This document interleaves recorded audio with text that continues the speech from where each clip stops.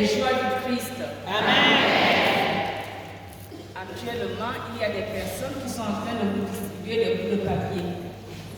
C'est pour vous permettre de retenir les versets bibliques que je vais utiliser lors de mon exposé. Pour qu'on ne perde pas le temps à se dire, mais c'est même quel verset, qu'est-ce qu'elle a dit, etc. Donc nous attendons qu'elle termine.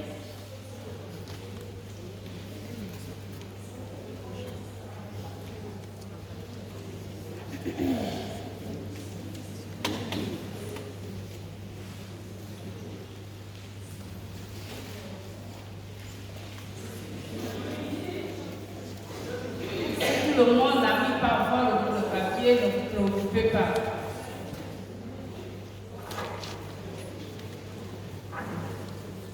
Donc le thème que je partagerai aujourd'hui avec vous s'intitule de cette manière: la parole de Dieu, source de liberté et créatrice d'une société renouvelée. Amen. Paix et joie du Christ. Amen. Chers frères et sœurs, c'est vrai, je ne suis pas du renouveau, mais c'est un groupe que j'aime. Donc, je vais vous demander de me permettre de commencer par une phrase très importante. Et cette phrase dit ceci: Dieu ne travaille pas avec la chance et le hasard. Dieu ne travaille pas avec la chance et le hasard. Dieu travaille avec sa parole. Dieu ne travaille pas avec la chance et le hasard. Dieu travaille avec sa parole. Et c'est cette parole qui, pour nous, est source de liberté et créatrice d'une société renouvelée. C'est vrai que ceux qui sont passés avant moi vous ont déjà dit tant de choses. Mais ce que je vais faire, je vais quand même vous partager le peu que j'ai préparé. Alors, pour parler de cette parole de Dieu qui est source de liberté et qui permet aussi de créer une société renouvelée, j'aimerais d'abord m'arrêter sur l'expression parole de Dieu. C'est quoi la parole de Dieu pour nous? C'est quoi la parole de Dieu pour moi? On peut dire que la parole de Dieu a trois dimensions qui sont vraiment essentielles. La première dimension, c'est que la parole de Dieu a un contenu. C'est-à-dire que ce n'est pas une parole légère, cette parole a vraiment un contenu. Et ce contenu est celui de la révélation. Et on peut aller plus loin en disant que la parole de Dieu, ce n'est pas seulement une histoire ou bien un texte, c'est quelqu'un. Et ce quelqu'un s'appelle... Non, je ne vous entends pas. Le renouveau, aidez-moi à me renouveler. Pour qu'à la fin, je puisse dire à Patel, moi aussi je vais faire partie du renouveau. Amen. Père et joie du Christ. Amen. Donc je disais, ce contenu, ce n'est pas seulement une histoire ou bien un texte, c'est quelqu'un. Et ce quelqu'un s'appelle Jésus. Et je vais aller plus loin en disant que la parole de Dieu a une puissance. La parole de Dieu a une puissance. Elle a aussi une fécondité. C'est-à-dire que c'est une parole qui pousse toujours à porter le fruit, consciemment ou bien inconsciemment, que tu le veuilles ou pas. Quand tu vis de la parole de Dieu, tu portes toujours du fruit. Et pas n'importe quel fruit, c'est un fruit qui demeure. Et une troisième dimension, c'est que la parole de Dieu nous fait communier au Christ lui-même. C'est-à-dire que c'est le Christ lui-même qui parle à travers cette parole. Vu maintenant les trois dimensions de la parole, je vais aussi vous donner les exigences, c'est-à-dire qu'est-ce qu'exige la parole de Dieu. La première exigence, est-ce que tous les membres du renouveau ici présents ont chacun ou bien chacune une Bible? Est-ce que tout le monde a une Bible? Est-ce que vous l'avez ici? Est-ce que je peux voir cette Bible-là?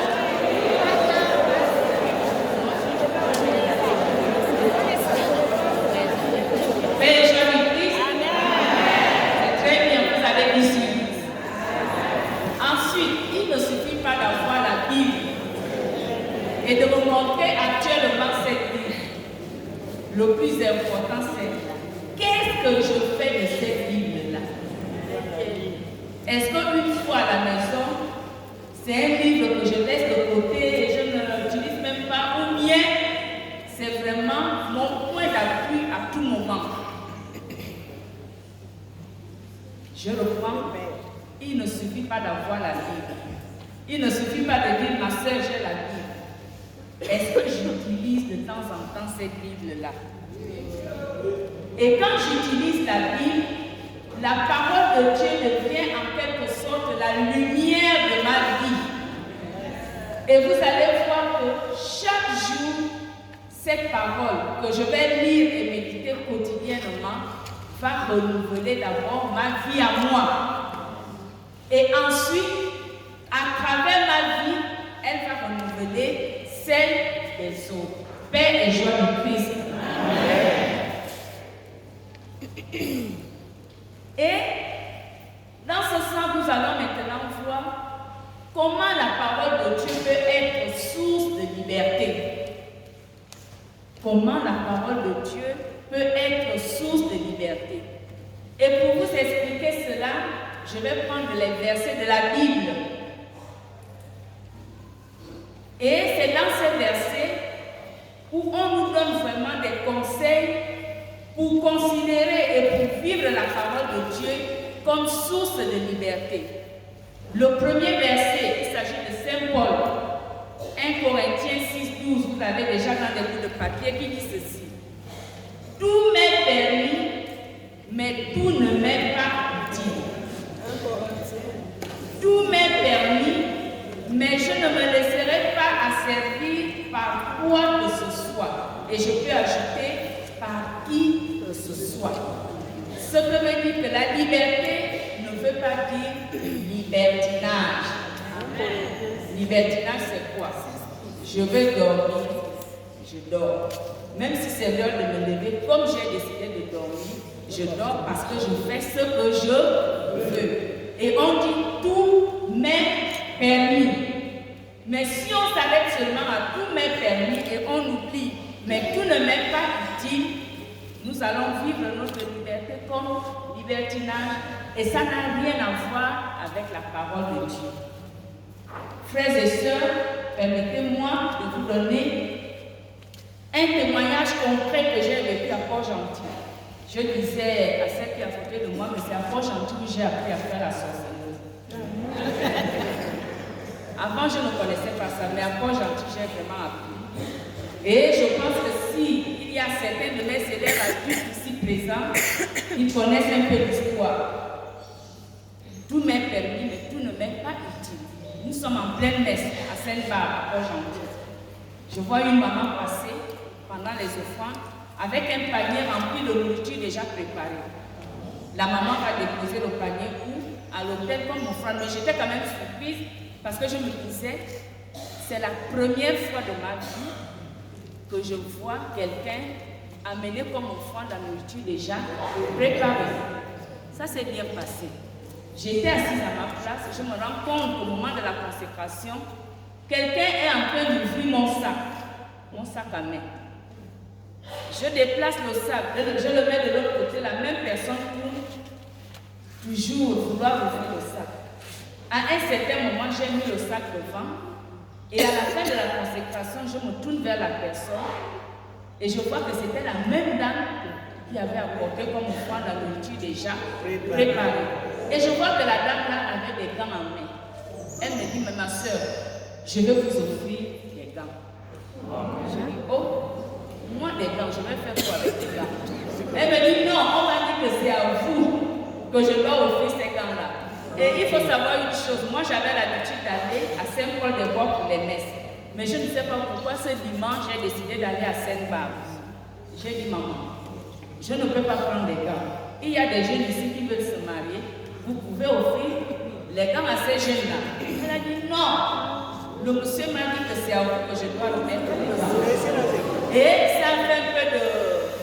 Personne ne comprenait parce qu'on essayait, je refusais, elle voulait mettre. Mais voilà qu'à la fin de la messe, j'ai vu que la même maman a pris son sac qu'elle avait déjà offert. Elle me suivait. Ma soeur, c'est pour vous la nourriture, là, je dis, oh. Une chose qui est déjà à l'hôtel, je ne dois pas sortir, c'est pour les prêtres. Laissez la nourriture pour les prêtres. Elle a dit, non, ma soeur, j'ai préparé ça. J'ai dit, moi aussi, je ne prends pas. Et vous connaissez les chrétiens pointus. La maman veut me donner le sac, moi je refuse. Les chrétiens ont commencé à dire à soeur Français toujours. Elle se prend pour qui la vieille maman a préparé, mais je disais, mais vous ne connaissez même pas l'histoire de vos fleurs. À la fin, j'ai dit à la maman, maman, dis-moi un peu, qu'est-ce que tu me veux? Vous voyez, tout m'est permis, mais tout ne m'est pas utile. Je pouvais accepter, mais je ne sais pas ce qui pouvait m'arrêter. Et elle aussi, qu'est-ce qui l'a poussé à le faire? En parlant avec elle, me dit que le jour de la mort de sa sœur, elle a profité d'un moment de distraction de tout le monde et elle a retiré les gants de sa sœur. Et elle me dit, ma sœur, j'ai travaillé des années et des années avec des gants. Mais maintenant, les gants ne me laissent plus en paix. Je suis allée voir quelqu'un au fin fond de l'Ambaréné qui m'a dit, tu vas à l'église, tu vas voir une sœur et remettre ses gants. Vous voyez, tout m'est permis. Mais tout ne m'est pas utile. Les autres conférenciers qui sont passés avec moi vous ont dit certaines choses qui rejoignent un peu ce que je suis en train de vous dire maintenant. Tout m'est permis, mais tout ne m'est pas utile. Ne nous laissons pas aller par la politique de la voix ou bien par la politique du vent pour après nous retrouver dans des situations difficiles. Et ensuite, moi, je l'ai bien écouté, je lui ai dit ce qu'il y a à faire. On va voir un prêtre de Père qui était à l'époque curé de Saint-Bar. Il va brûler les gants et on va laisser la nourriture chez les pères. Elle a dit non. Vous m'avez écouté, c'est seulement vous, j'ai dit vous blaguez. J'ai pris mon taxi, j'ai fui. C'est vrai qu'on a toujours Dieu avec nous, mais il ne faut pas aussi tenter Dieu. Donc c'est ça la première chose. La liberté que nous propose la parole de Dieu n'est pas le libertinage, n'est pas faire ce que je veux. Je sais que telle situation me rend esclave, mais je continue à vivre cette situation parce que je veux faire ce qui me plaît. Non. Et Saint Paul est clair, tout m'est permis, mais tout ne m'est pas utile. Ensuite, la liberté, selon ce que nous dit la parole de Dieu, est aussi discernement. Savoir faire ce discernement à la lumière de cette même parole. Vous savez que des fois, je me pose certaines questions, je me dis, mais comment cela se fait-il que tous les jours, on entend la parole de Dieu. Tous les jours, on communie au sang et au corps de Christ. Mais une fois qu'on a chez nous, nous devenons d'autres personnes. Nous devenons comme des personnes qui n'ont jamais connu la parole de Dieu ou bien qui n'ont jamais communié. Et c'est là où je me dis que l'être humain est vraiment compliqué. Nous savons bien que nous ne devons pas faire ça, mais nous le faisons. Ensuite, la liberté est aussi un appel. Et Saint Paul, toujours est très clair dans Galates 5:13, il dit ceci. Frères, vous avez tous été appelés à la liberté. Seulement ne faites pas de cette liberté un prétexte pour vivre selon la chair. Mais rendez-vous par la charité, serviteurs les uns les autres. Est-ce que vous m'avez bien suivi? Je suis trop rapidement. Oui ou non? N'ayez pas peur. C'est le feu de l'Esprit Saint qui brûle en nous.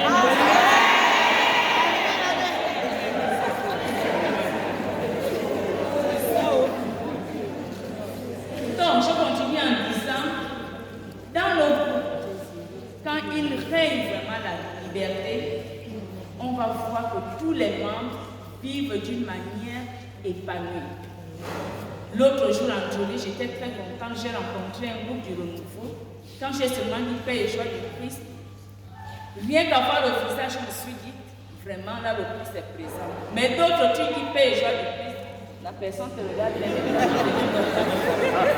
y a aussi la fatigue du voyage, mais quand même. La liberté que nous propose la parole de Dieu est aussi libération du péché et du mal.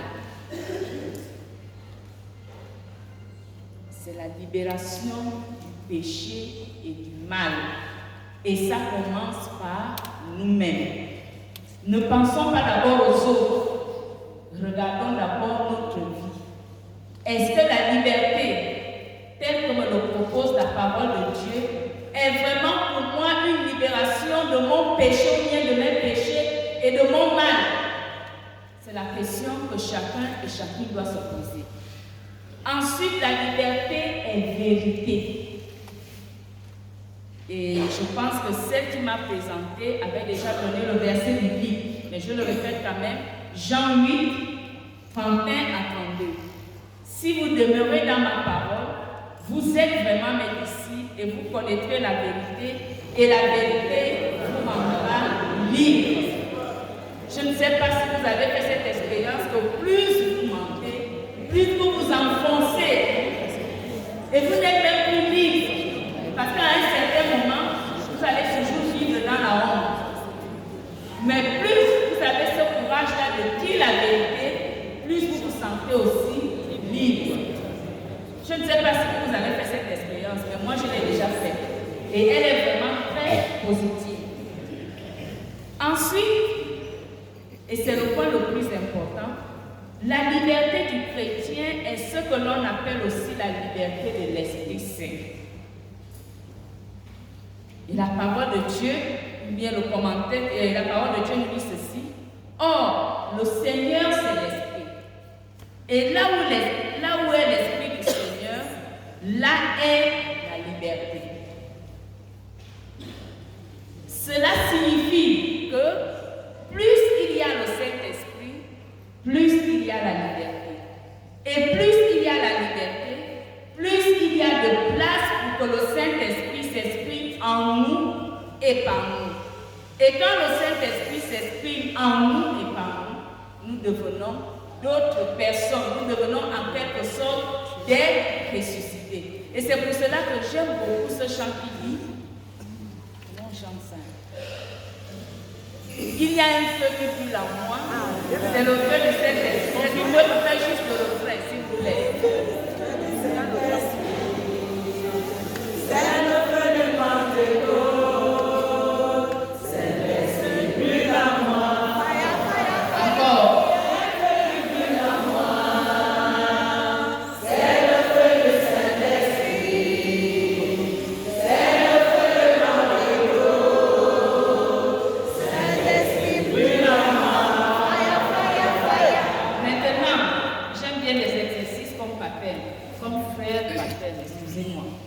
Donc maintenant, on va reprendre le même refrain, mais en demandant au Saint-Esprit de brûler en nous, pour que nous puissions vraiment vivre cette liberté selon l'Esprit Saint. On reprend, tout le monde.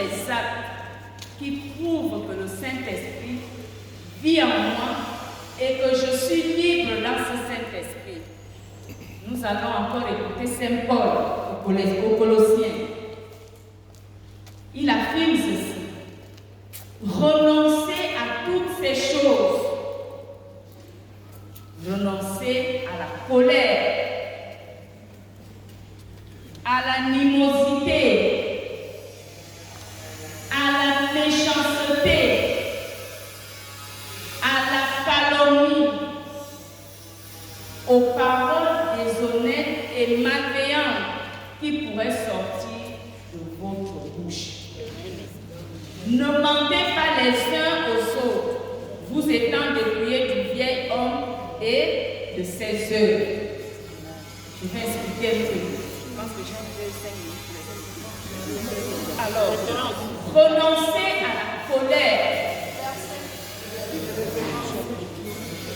Colossiens chapitre 3, versets 8 à 12. D'abord la colère.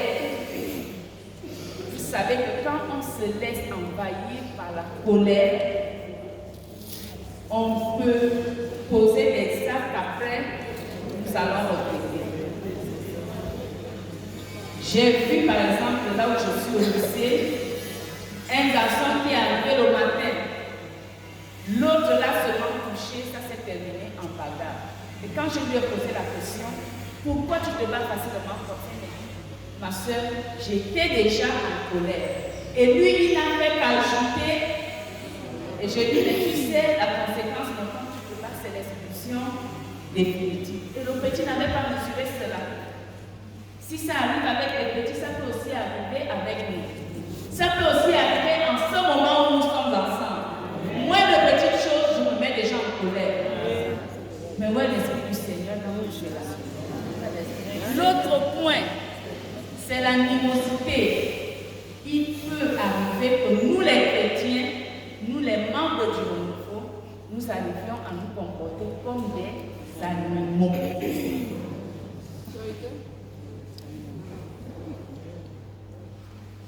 Et avec ça, ça va ensemble avec la colère. Ensuite, il y a la méchanceté. Est-ce qu'il y a des personnes méchantes parmi vous? Est-ce qu'il y a des personnes méchantes parmi vous? Personne. Tout le monde est gentil. La calomnie. La calomnie. Parler mal. Toujours mal. Comme s'il n'y avait rien de positif. Les paroles déshonnêtes et malveillantes. Nous sommes réunis en ce moment. J'aime bien cette histoire qui dit, on montre la lune à un, je ne sais pas, un pécheur ou quoi, et la personne, au lieu de regarder la lune, regarde la foi qui lui montre la lune. C'est la même chose que plusieurs d'entre nous peuvent vivre en ce moment si nous ne faisons pas attention. Nous sommes venus pour un but bien précis. C'est nous laisser transformer par la parole de Dieu. Mais si nous nous arrêtons aux choses inutiles, la nourriture n'est pas bien préparée. Ils sont en retard. Ah, c'est toujours celle-là qui passe devant et se prend pour qui? Ah, vraiment, pourquoi on m'a fait dormir là-bas? Ah, je ne comprends pas nos responsables. Si on passe le temps à murmurer et à dire cela, on passe à côté. Paix et joie du Christ. Regardons la lune, regardons le Seigneur. Et vous savez que là où les humains sont réunis, tout ne peut pas être parfait. Il y a toujours des choses qui ne vont pas selon notre volonté. Mais, je répète, la liberté n'est pas ma volonté, c'est la volonté du Seigneur. Ensuite, j'ai parlé de paroles déshonnêtes et malveillantes. Et je vais reprendre un peu déshonnête. Ça va un peu avec le mensonge. Même si je suis membre du renouveau, même si je suis religieuse, il peut arriver que je prononce des paroles mensongères, juste soit pour faire le mal, soit pour être bien vu. Chers frères, chères sœurs, je répète ce que j'ai dit avant, profitons de ce moment. Considérons ce moment comme un temps de grâce, comme un temps de renouvellement. La parole de Dieu ne peut pas transformer la société si nous-mêmes nous ne sommes pas transformés. Ça ne sert à rien. Donc la transformation commence par soi-même. Et là aussi, j'avais vécu un petit fait parce que j'étais aussi, les années antérieures, j'étais catéchiste des adultes. Et un jour, un monsieur est venu se confier à moi et me dit, mais ma soeur, je ne comprends pas. Ma femme à la maison, chaque fois qu'elle va à l'église le dimanche, elle est contente, elle s'habille bien, elle se parfume, mais vraiment tout est bien. Mais une fois que la messe termine, qu'elle revient à la maison, on a tous cœur parce qu'elle vient toujours de mauvaise humeur. Qu'est-ce qui se passe? Est-ce qu'on s'est vraiment laissé transformer par la messe ou bien on est parti pour vivre autre chose? Et ça peut aussi nous arriver. Hein? Je vois quelqu'un lancer le feu à l'autre. Attention. En d'autres termes, la parole de Dieu, source de liberté, est une invitation à vivre, comme je l'ai dit, sous la loi du Saint-Esprit. Et cette parole de Dieu, comme source de liberté, ne peut se vivre que par des personnes qui agissent avec un cœur sincère, recherchant l'intérêt de Jésus-Christ et non le leur. Si le Fils de Dieu vous rend libre en ce moment, réellement, vous serez libre. Il peut arriver de tomber dans les erreurs, mais le plus important, ce n'est pas de tomber. Le plus important, c'est savoir se relever et dire « J'ai péché, je ne veux plus recommencer ». Même si après on recommence, il faut toujours faire son commande pour éviter de demeurer dans les erreurs ou bien dans le péché. Père et joie du Christ. Et dans ce sens, nous pouvons aussi dire que la parole de Dieu peut transformer notre société. Et quand je parle de notre société, je vois la société gabonaise. Je vois d'abord la société gabonaise. Et qu'est-ce que nous devons faire pour que cette parole de Dieu soit créative d'une société renouvelée? Nous devons d'abord, celui qui est passé avant m'a parlé du magistère. Mais je vous dis qu'en suivant, en écoutant attentivement le pape François, vous aurez vraiment une vie chrétienne renouvelée. Parce que le pape François n'est pas dans les grands discours, il n'est pas dans les hautes théologies, il va toujours dans la vie concrète. Et qu'est-ce qu'il nous dit? Il nous dit pour avoir une société renouvelée, il ne s'agit pas de détruire celle qui existe déjà, dire bon, la société gabonaise, comme elle a été pourrie autant d'air, on va vraiment enlever tout. Non. Il ne s'agit pas aussi d'haïr ceux qui sont passés avant, en disant vraiment c'est comme là. Et vous savez, moi une fois j'avais locaté avec des enfants, ça m'a un peu impressionné parce que je parlais de la création de l'homme. Et je disais, tous les hommes ont été créés par Dieu. Et voilà qu'une petite fille de 8-9 ans lève la main en me demandant, mais ma soeur, si tous les hommes ont été créés par Dieu, est-ce que vous pensez qu'Ali a aussi été créé par Dieu? Je suis restée comme ça, mais je lui ai dit, Ali, c'est pas un homme. Et il se peut que nous aussi, en voyant certains commandements, en voyant certains comportements, on puisse se dire, est-ce que cette personne a été vraiment créée par Dieu ou bien elle est possédée par l'esprit du mal? Et quand elle est possédée, au lieu de critiquer, c'est à nous d'aider la personne à se libérer. Et c'est aussi ça, transformer la société. Rendre la société nouvelle. Et cette société ne peut pas se transformer sans nous. La parole de Dieu ne peut pas agir directement dans la société. Non, la parole de Dieu doit passer par nous pour transformer la société gabonaise. Doit passer par chacun de nous. Je partageais un peu avec ma soeur quand on parlait de la corruption en disant les membres du renouveau ne peuvent pas pratiquer la corruption. Moi, je lui racontais ce que j'ai vécu une fois dans une administration. J'avais été convoquée et j'ai trouvé une dame vraiment gentille. Elle m'a dit, je suis même du renouveau, je prie dans telle paroisse et autres. Elle m'a aidée. À la fin, elle me dit, mais ma soeur, où est mon coca? Moi, je pensais d'abord que c'était coca la boisson. J'ai dit, mais madame, j'ai laissé les boutiques si loin là-bas. Où est-ce que je vais trouver le coca en ce moment? Ou bien vous attendez, je pars acheter. Toujours vous les sœurs, vous êtes durs à donner. Alors, si je suis, expliquez-moi ce que veut dire ce coca-là. Ce n'est qu'après qu'elle n'a pas eu honte, elle m'a expliqué pour le coca. C'est quand même, parce qu'elle m'a aidé, je devais lui laisser quelque chose. J'étais obligée de laisser ça. Parce que vous savez, tu ne laisses pas, l'affaire va prendre d'autres proportions. c'est nous-mêmes. Pour que notre société soit renouvelée, Père Jésus-Christ, pour que notre société soit renouvelée, il faut que Dieu ait toujours la première place. Nous avons tellement des idoles, même notre téléphone peut devenir notre idole. Mais n'oublions pas que Dieu doit toujours occuper la première place. Et j'ai beaucoup apprécié l'abbé Dieu seul qui a aussi parlé de l'importance de la prière.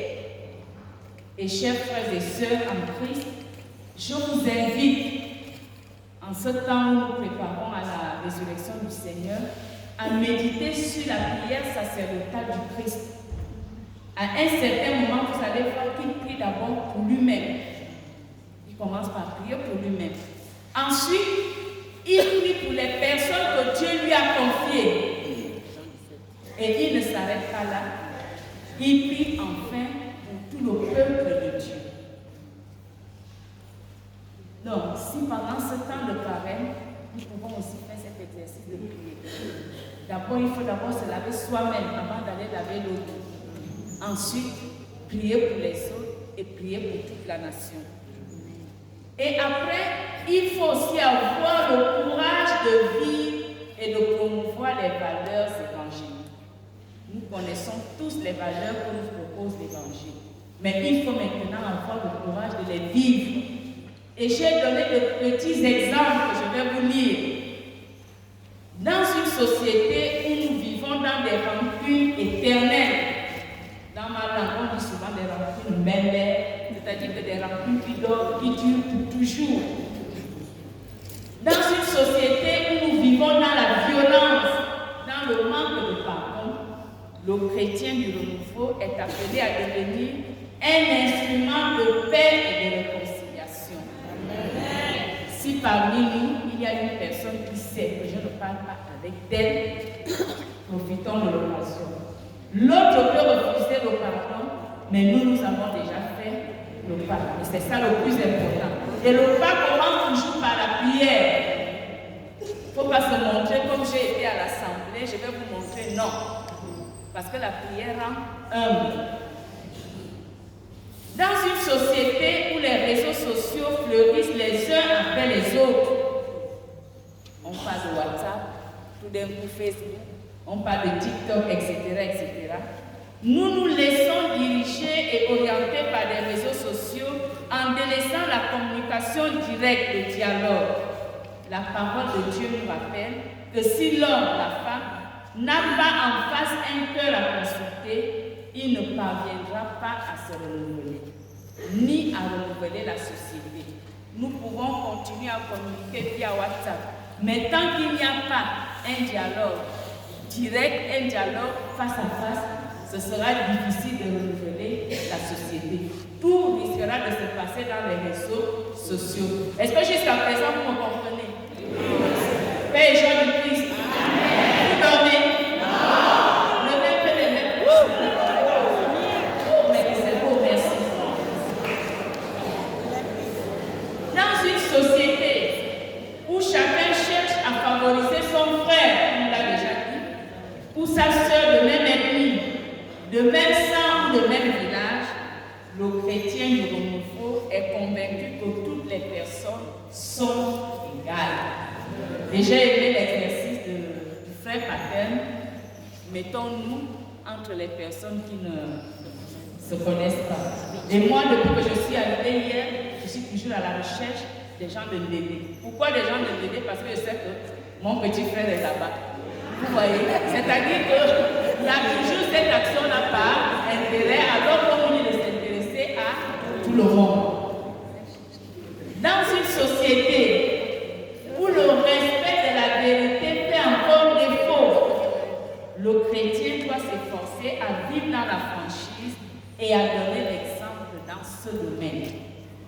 On dit souvent, qui a vu, qui ment, qui continue à mentir, qui ment éternellement,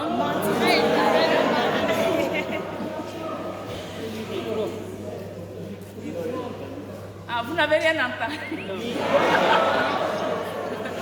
Vous n'avez rien entendu là-bas au fond. Je disais, qui ment?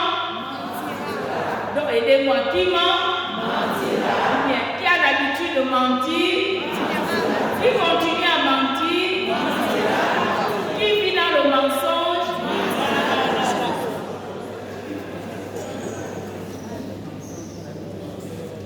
Dans une société où le respect de la vie humaine fait défaut, on parle souvent de crime rituel, on parle d'avortement. Le chrétien du renouveau doit résolument promouvoir et défendre une culture de vie. Et on défend la culture de vie aussi à travers son comportement. Je travaille dans un hôpital. Quelle que soit la situation qui m'est présentée, je dois avoir de l'attention envers les malades. Je dois bien les accueillir. Et là aussi, j'ai parlé de ce que j'ai vécu. Une fois, on est en plein PPC blanc, au niveau du lycée privé Don Bosco à la zone Obéno.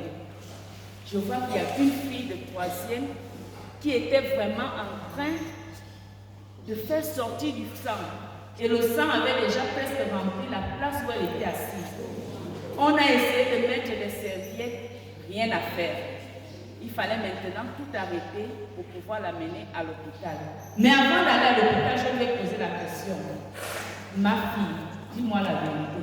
Pourquoi tu saignes tant comme ça? Qu'est-ce qui s'est passé? Elle pleurait, elle n'arrivait pas. J'ai dit non. Dis-moi ce qui s'est passé. Après, elle me dit non, maman m'a amenée dans une petite clinique pour me faire avorter. On est parti au CHU de Vendo. Ils ont dit, on ne vous reçoit pas. Puisqu'elle a avorté, on ne veut pas d'elle ici. Et vous, la sœur, vous n'avez même pas honte parce que vous encouragez cela.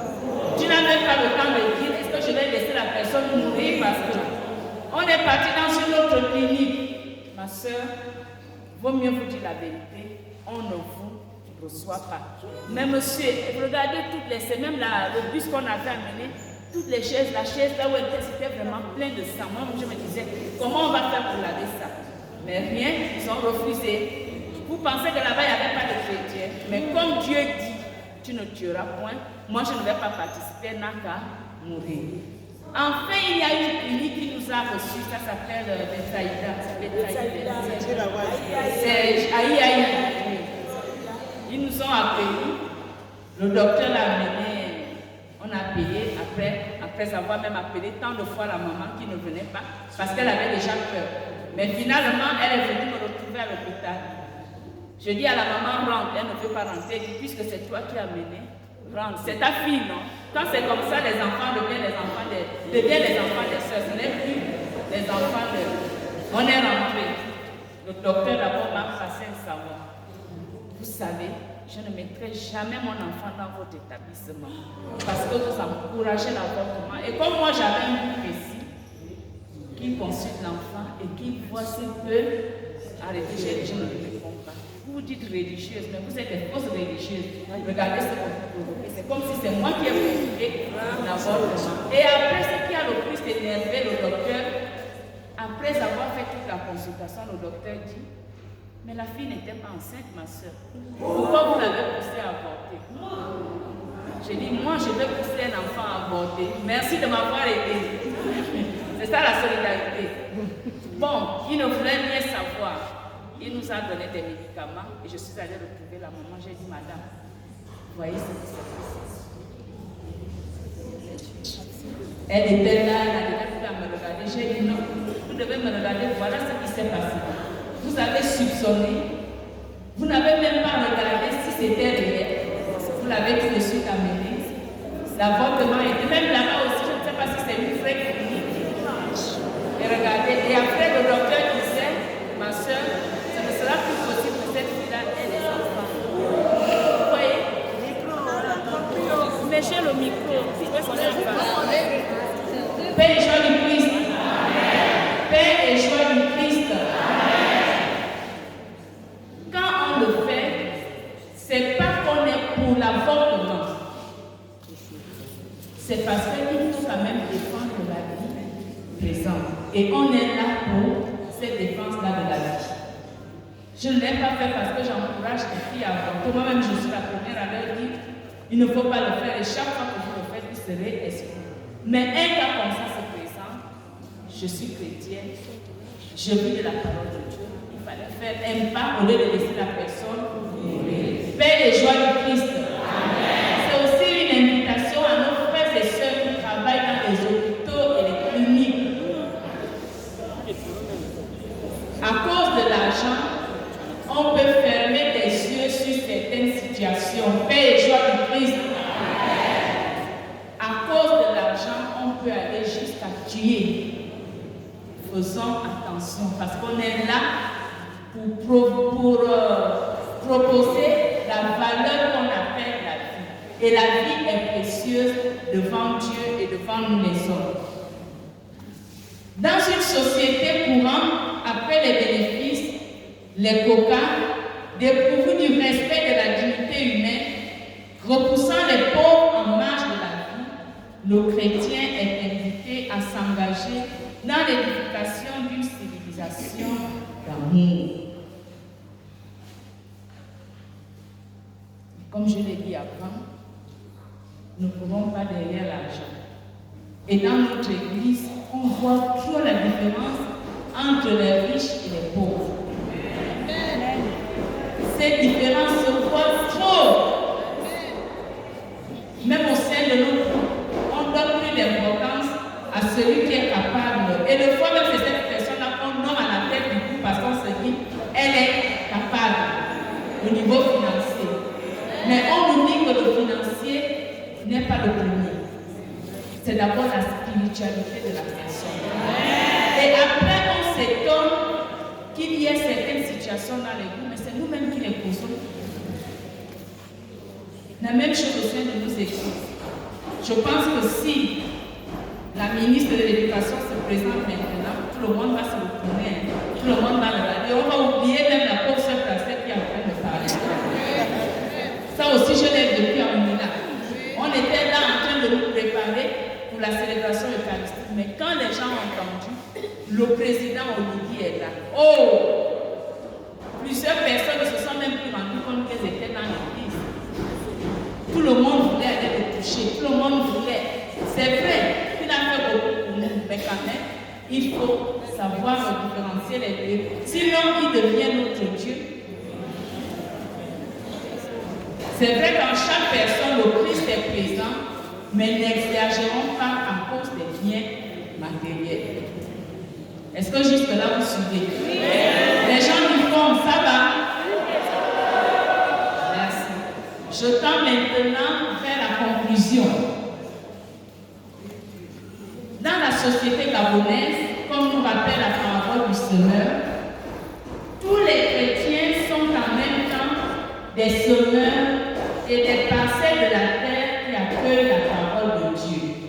Nous sommes en même temps des semeurs et aussi des personnes qui accueillent la parole de Dieu. Face à cette parole, préparons nos cœurs afin qu'ils deviennent une terre féconde. À l'égard de notre prochain, nous serons des semeurs en jetant le grain avec assiduité, persévérance et confiance, sans craindre les terrains pierreux. Parce qu'il y a des personnes qui sont vraiment comme des terrains pierreux, c'est-à-dire des personnes qui ont le cœur dur. On peut tout faire, mais le cœur reste toujours dur. Mais nous ne regardons pas cela. Contentons-nous de continuer à avancer. Chers frères et sœurs, au moment de conclure, je vous invite à vous tourner vers la croix. Et on en a plusieurs. Vous choisissez celle qui vous plaît. Lieu où la Vierge Marie et le disciple que Jésus aimait ont entendu cette dernière parole. Voilà ta mère, voilà ton fils. Dans notre conversion et dans la transformation de notre société, la présence de Marie est importante. Aujourd'hui, elle nous dit encore ce qu'elle avait dit aux serviteurs des noces de Cana.